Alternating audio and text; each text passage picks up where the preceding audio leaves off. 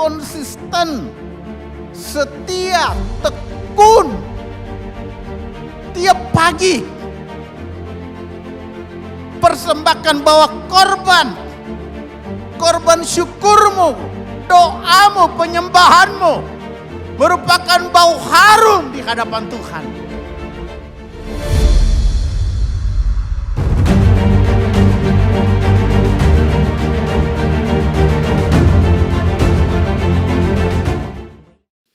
Kita langsung saja membuka Alkitab kita. Kitab Kejadian pasal 1 ayat 27 dan 28. Kalau tidak keberatan saya jemput kita berdiri bersama. Kita baca bersama-sama dua ayat ini. Kejadian pasal 1 ayat 27 dan 28 sudah ditampilkan, kita mulaikan bersama. Ayat 27, 2, 3. Maka Allah menciptakan manusia itu menurut gambarnya. Menurut gambar Allah diciptakannya dia. Laki-laki dan perempuan diciptakannya mereka. Ayat 28. Allah memberkati mereka. Lalu Allah berfirman kepada mereka, beranak cuculah dan bertambah banyak. Penuhilah bumi dan taklukkanlah itu. Berkuasalah atas ikan-ikan di laut dan burung-burung di udara dan atas segala binatang yang merayap di bumi. Terima kasih, silakan duduk kembali. Dalam ibadah yang pertama dan kedua, tadi pagi dan tadi siang, saya menyampaikan bahwa Allah kita adalah Allah yang peduli, yang concern dengan pernikahan. Kitab Kejadian dimulai dengan pernikahan Adam dan Hawa. Memasuki perjanjian baru, mujizat pertama dilakukan oleh Allah di pernikahan di Kana. Bukan di tempat-tempat yang lain, bukan di gereja. Waktu itu belum ada gereja, di sinagog atau di perayaan-perayaan, bukan di sana. Tapi mujizat pertama Allah buat di pernikahan. Dan kitab Wahyu diakhiri juga dengan pernikahan gereja Tuhan sebagai mempelai wanita dan Yesus Kristus sebagai mempelai pria. Jadi kita lihat betapa Allah kita Allah yang peduli dengan pernikahan. Pernikahan Bapak Ibu, pernikahan saya, pernikahan saudara Jeff dan saudari Priska. Allah peduli. Apapun masalah dalam rumah tangga, Allah peduli. Dan Allah tidak hanya peduli rumah tangga kita, tapi juga saya sudah singgung sedikit tadi pagi, Allah adalah inisiator pernikahan. Kalau kita baca tadi ayat 27 dikatakan begini, maka Allah menciptakan manusia itu menurut gambarnya. Menurut gambar Allah diciptakannya dia, laki-laki dan perempuan, diciptakannya mereka. Allah inisiator pernikahan. Bukan gereja, bukan pendeta, bukan organisasi, bukan adat, bukan pemerintah, apalagi bukan setan. Tapi Allah adalah inisiator dari pernikahan. Makanya pada mulanya Allah menciptakan laki-laki dan perempuan. Bukan laki-laki dan laki-laki. Tapi laki-laki dan perempuan diciptakan oleh Allah. Tidak hanya diciptakan laki-laki dan perempuan, tapi juga ketertarikan laki-laki kepada perempuan dan ketertarikan perempuan kepada laki-laki. Tuhan taruh itu ketertarikan. Dan ini membahagiakan manusia, termasuk saudara dan saya. Dunia ini kira-kira seperti apa kalau semuanya laki-laki? Tidak akan ada drama cinta. tidak akan ada lagu-lagu cinta. Tapi karena Tuhan ciptakan laki-laki dan perempuan, saya katakan tadi menjadi sukacita bagi kita. Dan saudara lihat sekarang ini di media sosial di mana-mana itu ada lagu-lagu cinta, film cinta dan lain-lain. Drama-drama percintaan luar biasa ada hari-hari ini. Karena Allah menciptakan laki-laki dan perempuan. Di dalam Kejadian pasal 2 ayat 24. Dia katakan begini.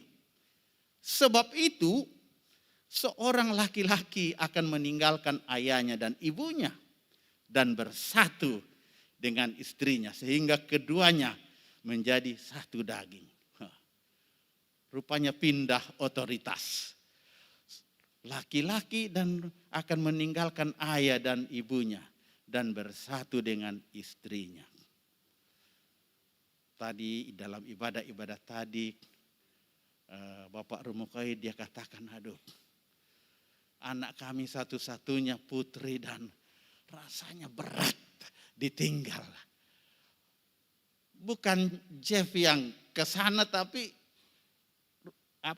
Priska yang ke sini. Lalu rasa kehilangan ya Pak oleh jarak yang begitu jauh.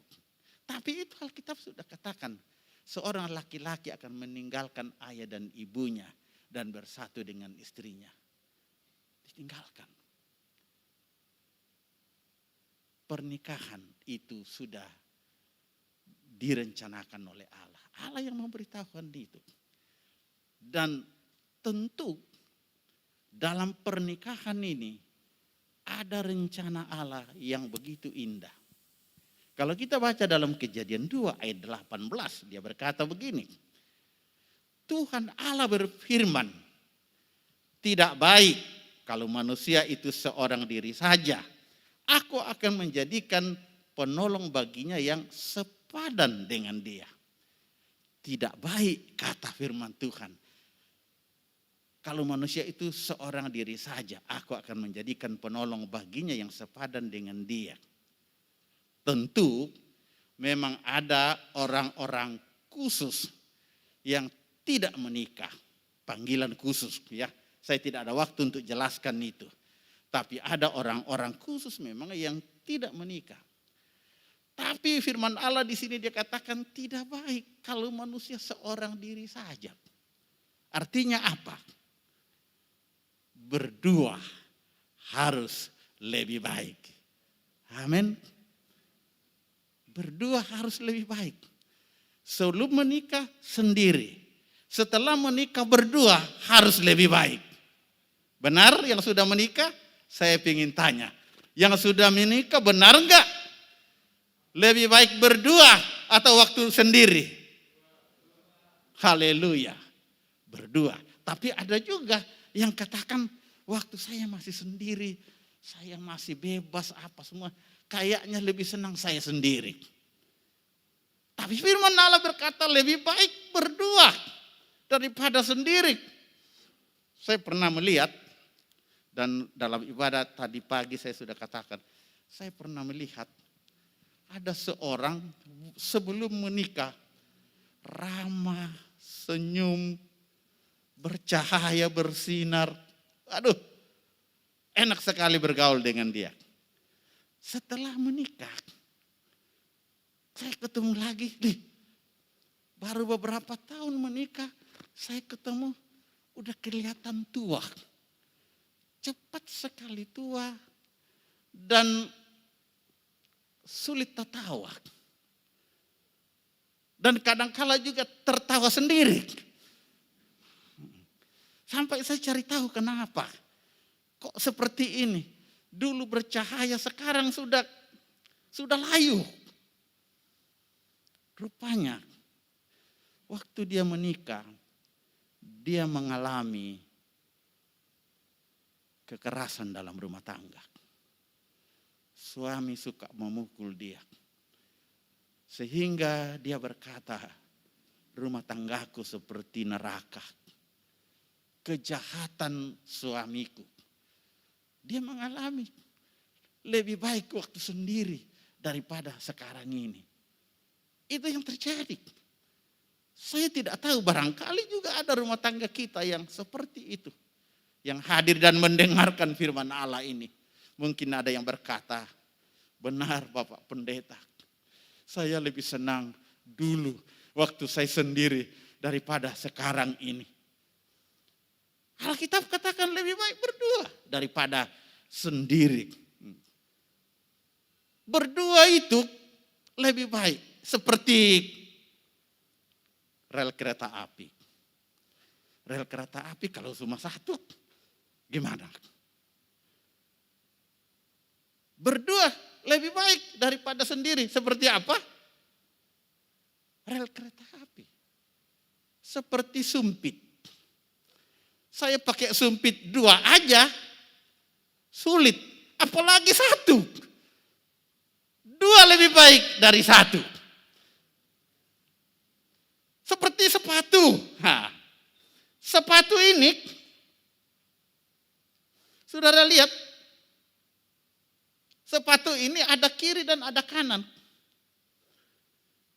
Sepertinya sama, bentuknya berbeda, tapi serasi. Tidak bisa ganti tempat. Yang kiri gak bisa bilang aku mau di kanan. Yang kanan gak bisa bilang aku mau di kiri.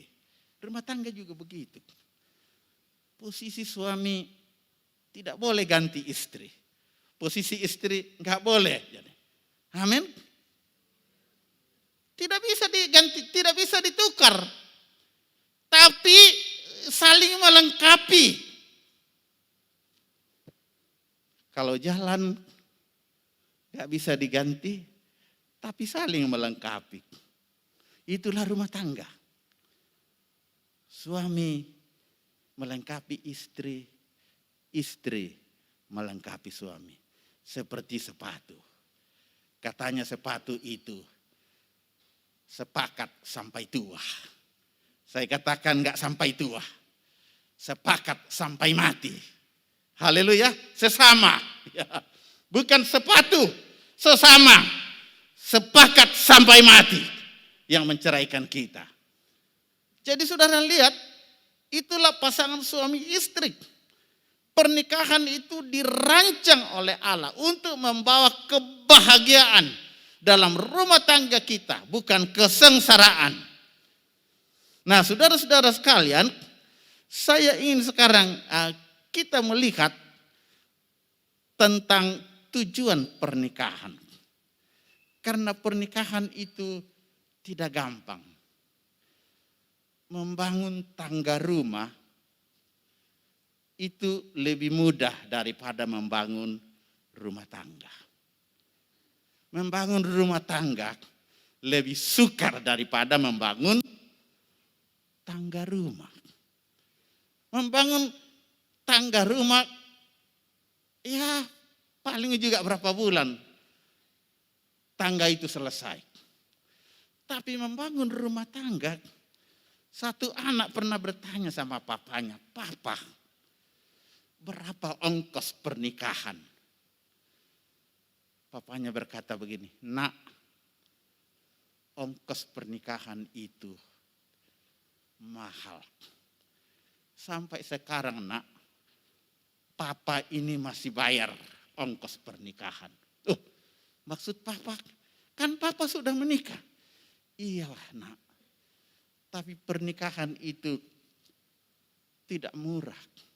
Sampai sekarang Papa masih bayar pernikahan. Maksud Papa, saya bayar dengan korban perasaan. Dalam pernikahan ini banyak pengorbanan-pengorbanan yang saya bayar. Oh begitu Pak. Pernikahan itu tidak murah. Saya katakan tadi, lebih gampang membangun tangga rumah daripada membangun rumah tangga. Haleluya. Nah, saya ingin kita masuk lebih jauh bahwa pernikahan itu memang tidak mudah. Apalagi kita tinggal bersama. Bukan setahun 2 tahun. Bertahun-tahun tinggal bersama. Kalau kita nggak mengerti tujuan pernikahan, maka pernikahan itu akan saling menyakiti. Pernikahan itu akan saling melukai. Pernikahan itu akan saling melelahkan. Dan kadang-kala ujung-ujungnya perceraian. Kalau kita sembarang menikah dan kita tidak mengerti tujuan pernikahan apa. Kalau kita nggak mengerti tujuan pernikahan, Anda harus tahu tujuan pernikahan. Yang belum menikah, Anda harus tahu tujuan pernikahan. Yang sudah terlanjur menikah dan tidak tahu tujuan pernikahan, dengarkan baik-baik. Tujuan pernikahan bukan harta kekayaan dunia. Tujuan pernikahan bukan popularitas terkenal. Tujuan pernikahan bukan kesenangan dunia, kesenangan daging. Tidak salah kita kaya, punya segala-galanya. Tidak salah, tidak dosa. Tidak salah kita terkenal, dikenal banyak orang, tidak salah. Tapi kalau itu yang menjadi tujuan pernikahan, rumah tangga Anda tidak setujuan dengan Allah. Maka rumah tangga yang seperti itu melelahkan, saling menyakiti. Saudara lihat enggak?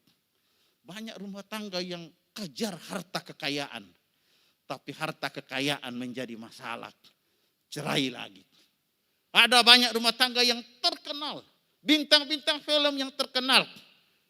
Dia kejar popularitas. Tapi dalam rumah tangga saling melukai, melelahkan. Bapak Ibu boleh lihat di media sosial.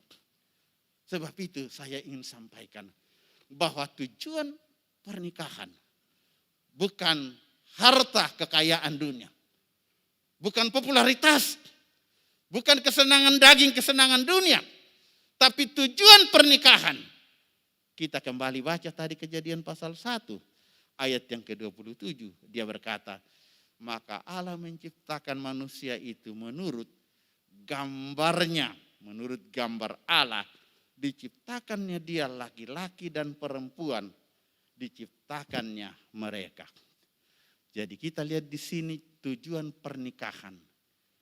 Cetak biru pernikahan. Desain akhir pernikahan. Itu yang kita lihat di sini.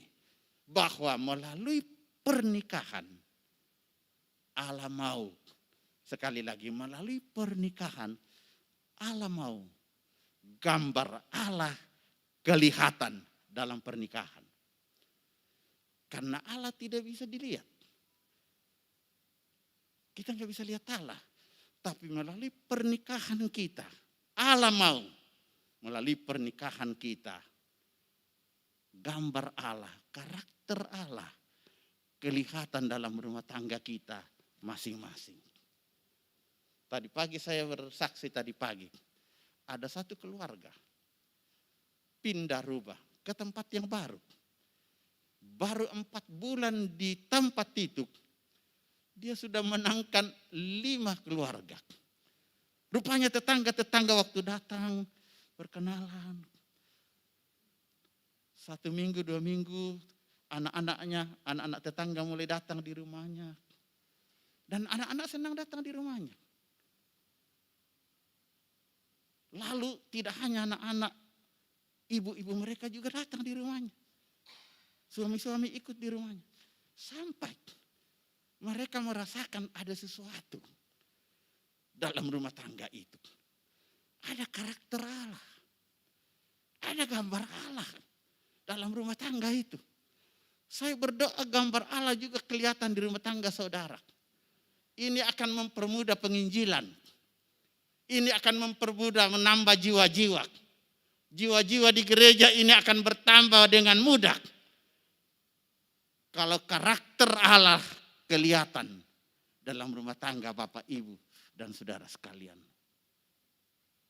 Karena orang melihat, rumah tangga itu beda. Kalau saya ke sana rasanya pingin ke sana lagi. Ada sesuatu yang menarik di sana. Karena apa? Di rumah tangga itu ada kasih. di rumah tangga itu merasakan ada kemurahan di rumah tangga itu. Sehingga baru 4 bulan pindah rumah, udah 5 keluarga dimenangkan. Ini yang saya katakan, melalui keluarga kita, Allah mau. Dan ini tujuan Allah. Gambar Allah kelihatan, karakter Allah kelihatan. Dan ini tidak mudah. Untuk mendapatkan karakter Allah dalam rumah tangga. Karena kita punya karakter masing-masing. Karakter kasar, sombong, tidak sabar, egois, ada. Kita warisi itu. Dan kita tinggal, suami istri tinggal bukan hanya seminggu. Kalau seminggu nggak kelihatan karakternya. Kalau hanya sebulan nggak kelihatan. Tapi setahun, 2 tahun, apa yang tidak pernah muncul waktu pernikahan muncul. Kaget saya. Dulu nggak kayak gini. Iya, dulu kami cuma pacaran. Sekarang tinggal satu rumah. Tiap-tiap hari satu rumah. Karakter yang selama ini bersembunyi bertahun-tahun mulai muncul satu-satu dalam rumah tangga. Oh, rupanya dia egois. Rupanya dia sombong. Rupanya dia tidak sabar. Rupanya dia nggak mampu menguasai diri. Emosinya meledak-ledak. Mulai kelihatan. Ini karakter ini. Dan Allah mau supaya dalam rumah tangga kita karakter ini dibentuk, dirubah. Siapa yang merubah? Hanya Allah yang bisa merubah. Kita nggak bisa merubah diri kita sendiri. Apalagi merubah pasangan kita. Kita nggak bisa. Saya nggak bisa merubah istri saya. Diri saya sendiri juga saya sulit merubah. Yang mampu merubah adalah Allah sendiri. Dan Allah memakai siapa untuk merubah kita? Allah tidak memakai orang jauh. Allah memakai orang yang paling dekat dengan kita. Siapa itu? Pasangan kita. Istri kita, suami kita. Dialah orangnya Tuhan. Yang dipakai Tuhan. Supaya membentuk karakter dalam diri kita. Karakter yang Tuhan inginkan. Karakter apakah itu? Murah hati. Sabar. Rendah hati. Penuh dengan kasih. Penuh dengan pengampunan, setia. Karakter ini yang Allah mau munculkan dalam rumah tangga kita. Tapi kadangkala karena dalam rumah tangga kita berbeda karakter, kita berbeda latar belakang. Kadangkala ada yang berbeda status sosial, berbeda pendidikan, dan macam-macam yang berbeda. Sehingga kita masuk rumah tangga, membawa perbedaan latar belakang yang berbeda, berbenturan di sana. Terjadi sakit hati, terjadi luka-luka di rumah tangga. Ini yang kadang-kala terjadi. Sehingga banyak rumah tangga yang hancur, ujung-ujungnya perceraian. Kenapa? Dia tidak mengerti tujuan pernikahan. Tujuan pernikahan adalah Allah mau gambar Allah muncul melalui rumah tangga kita. Dan Allah kirim suami kita, istri kita, membentuk karakter kita. Nah, di sini penting sekali di sini. Saya seringkali membimbing, bukan baru 10-20 rumah tangga yang saya bimbing. Udah ratusan rumah tangga saya bimbing pernikahan. Dan pernah saya membimbing sepasang yang mau menikah, dua-duanya tentara dari Magelang di sini, Jawa Tengah. Saya bimbing pernikahan. Dan sudah banyak yang saya bimbing, saya teliti mengenai latar belakangnya, pendidikannya. Saya mencari titik-titik rawan dalam pernikahan mereka nanti. Saya mulai ini, saya kasih tahu ini titik-titik rawan dalam pernikahan kamu ini nih. Selesaikan dulu. Lalu apa yang terjadi? Sudah hampir selesai bimbingan, saya berkata begini kepada mereka. Anda berdua adalah tentara. Dan di daerah kami memang daerah tentara. Saya tanya begini, apakah Anda berdua sudah siap berkelahi? Dia kaget sekali. Hah? Maksudnya Bapak Gembala apa? Iya. Saya bertanya, apa Anda berdua sudah siap berkelahi? Anda berdua kan sama-sama tentara. Dia nggak bisa jawab. Maksud Bapak Pendeta apa? Iya. Apa Anda berdua sudah siap berkelahi? Lalu yang laki katakan, saya nggak mengerti Pak. Waduh, yang perempuan juga nggak bisa jawab. Saya bilang, kalau kita mau masuk rumah tangga, kita harus siap berkelahi. Kita harus siap memenangkan pertandingan. Karena masuk rumah tangga itu perang. Iya, kita harus siap berkelahi dengan diri kita sendiri. Dengan ego kita. Dengan kesombongan kita. Dengan karakter-karakter kita yang tidak baik. Karena dosa, karena setan mempengaruhi kita. Karakter kita dirusak. Tadinya Allah menciptakan manusia menurut gambar Allah diciptakannya dia. Tapi sekarang karena dosa masuk, pekerjaan setan masuk, karakter kita berubah. Sehingga Allah mengirim orangnya. Suamimu, istrimu, itu orangnya Tuhan. Yang dikirim Tuhan untuk membentuk karakter saudara. Jadi jangan kalau saudara sedang diproses oleh Tuhan melalui suami atau istri, lalu saudara marah sama pasangan saudara. Loh, Tuhan memakai dia untuk menggosok saudara supaya sabarmu muncul. Tuhan memakai dia untuk membentuk saudara supaya pengampunanmu muncul. Dan ini lama. Lama sekali, kadang-kala baru terbentuk. Berulang-ulang kita jatuh di dosa yang sama lagi. Bertahun-tahun. Saya bertahun-tahun saudara. Untuk karakter mengasihi saja. Saya bertahun-tahun. Sampai satu saat. Saya sadar. Saya tidak bisa mengasihi istri saya. Dan anak-anak saya. Dengan kekuatan saya sendiri. Lalu satu saat saya datang sama Tuhan. Tuhan, saya tidak punya kasih. Lalu saya ingat, memang kita nggak punya kasih agape.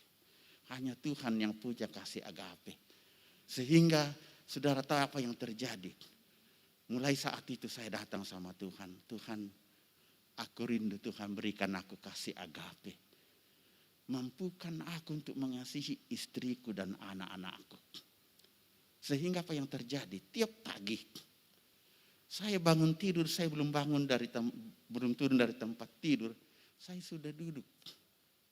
Dan saya membayangkan Golgota, Yesus disalib karena kasihnya kepada saya. Lalu saya berkata begini, Tuhan, beri aku kasih-Mu hari ini. Supaya aku bisa salurkan pada istriku dan anak-anak. Aku enggak bisa mengasihi. Tiap pagi saya lakukan itu. Memandang tidak ada salib di kamar kami. Waktu istri saya tahu itu. Saudara tahu istri saya buat salib. Dari karton. Dia taruh. Karena tiap pagi saya bangun tidur. Saya menangis. Tuhan, beri aku kasih-Mu. Supaya aku mampu mengasihi istriku, anak-anakku. Tiap pagi. Dan istri saya buat salib dari karton di kamar kami. Tiap pagi. Dan sejak itu saudara, pagi-pagi saya bangun, saya minta Tuhan bentuk karakter itu. Saya rindu karakter kasih itu dalam diri saya. Karena kitab Efesus pasal 5, coba kita lihat sebentar.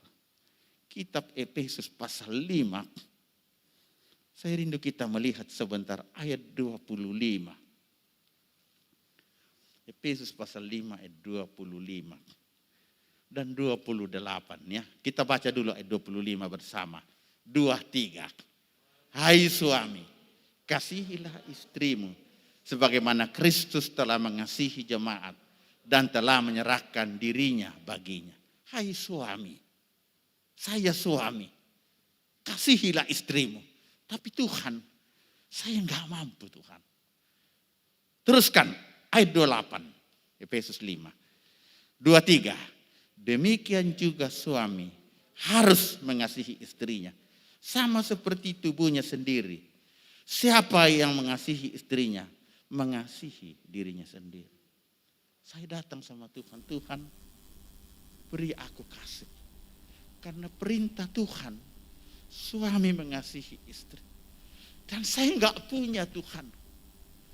Sehingga tiap pagi saya katakan, Tuhan saya mau minum kasih dari Golgota. Sebagaimana kasih-Mu di Golgota, mati menyerahkan diri untuk saya. Saya rindu kasih itu mengalir dalam diri saya. Sehingga saya praktekkan. Dan saya praktekkan. Di hotel pun saya bangun. Saya peluk istri saya. Engkau terindah bagiku, aku mengasihimu. Karena kasih Kristus ada. Seorang pendeta, dokter, dia pernah bercerita. Dokter ini dalam rumah tangganya selalu dibully. Selalu ada apa-apa dia yang disalahkan. Orang lain yang salah, papanya salahkan dia. Sehingga papanya mengatakan kau anak sial dalam rumah tangga. Karena dia sudah jadi Kristen. Keluarganya belum jadi Kristen.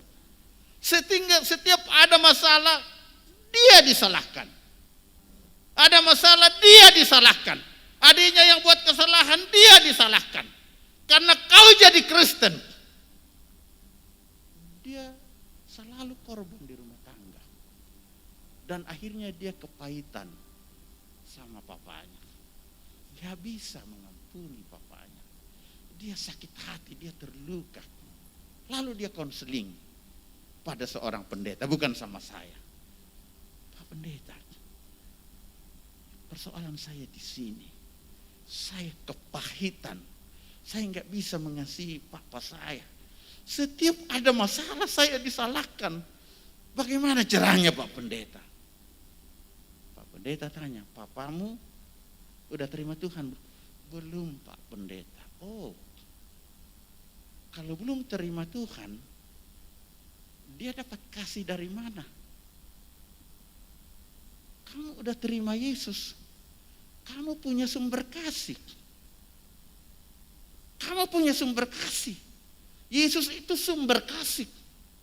Pandang ke Golgota, dia mengasihi engkau. Minum kasih itu.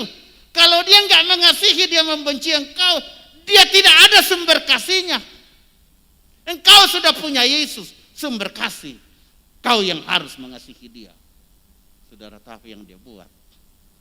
Datangi papanya berulang-ulang dia berusaha. Karena papanya nggak punya sumber kasih. Pantas kalau dia benci. Pantas kalau dia menuduh. Saya sudah punya kasih. Sumber kasih. Saya harus mengasihi karena saya punya sumbernya. Saya harus mengampuni. Dan apa yang dia lakukan saudara? Bertahun-tahun. Sampai papanya terima Yesus. Melalui penyakit dia terima Yesus. Terjadi pemulihan. Hamba Tuhan ini dia berkata luar biasa. Saya diproses Tuhan dalam rumah tangga, dalam keluarga kami. Untung saya konseling sama hamba Tuhan itu. Kita ini sudah punya kasih Kristus. Makanya saya tiap pagi minum kasih Kristus. Kadangkala juga kita sulit mengampuni. Sulit mengampuni. Saudara tahu siapa yang paling sulit diampuni? Siapa yang paling sulit diampuni? Orang yang paling sulit diampuni adalah orang yang kita paling sayang. Orang yang dekat dengan kita. Kalau Jeff pergi ke mall, lalu orang maki-maki Jeff di sana, mungkin sakit hati. Pulang di rumah dia sudah lupa. Tapi kalau Jeff pulang di rumah, dimaki-maki sama istri, gampang dilupakan enggak? Gampang dilupakan? Sulit diampuni. Makanya saya katakan, orang yang paling sulit diampuni siapa? Orang yang paling disayang. Kalau dia buat kesalahan. Tapi bukan berarti mustahil untuk diampuni. Bisa diampuni. Kalau kita punya kasih dari Tuhan. Dan Yesus pernah mengalami itu. Dia kasih contoh kepada kita. Karakter ini harus ada. Yesus, saudara tahu, disakiti luar biasa oleh Petrus. Petrus melukai dia. Sungguh mati, aku tidak kenal orang itu. Tapi Yesus bisa ampuni. Dan dia tanya, Simon Petrus, apa engkau mengasihi aku? Kau tidak bisa. Kita punya sumber kasih, yaitu Tuhan. Oh, waktu saya sudah liwat ya. Saya kadang-kadang kalau udah bicara udah saling keliwat. Jadi ini, karakter ini yang Allah mau bentuk melalui rumah tangga saudara, melalui rumah tangga saya. Karakter mengampuni, karakter mengasihi, karakter setia, karakter sabar. Tuhan bentuk melalui siapa? Tuhan pakai pasangan kita, membentuk kita. Apa kita siap? Jeff rela siap dibentuk Tuhan melalui istri? Siap? Priska siap rela dibentuk Tuhan melalui suami? Siap. Wah, kalau siap, karakter Kristus akan nampak dalam rumah tangga. Tidak ada waktu untuk saya lanjutkan ayat 28. Maka Allah memberkati. Kejadian 1 adalah maka Allah memberkati. Jangan berkat yang jadi tujuan, karakter yang menjadi tujuan. Karena bagi Allah membentukkan karakter lebih penting dari kesenangan hidup. Tuhan memberkati. Kita berdua.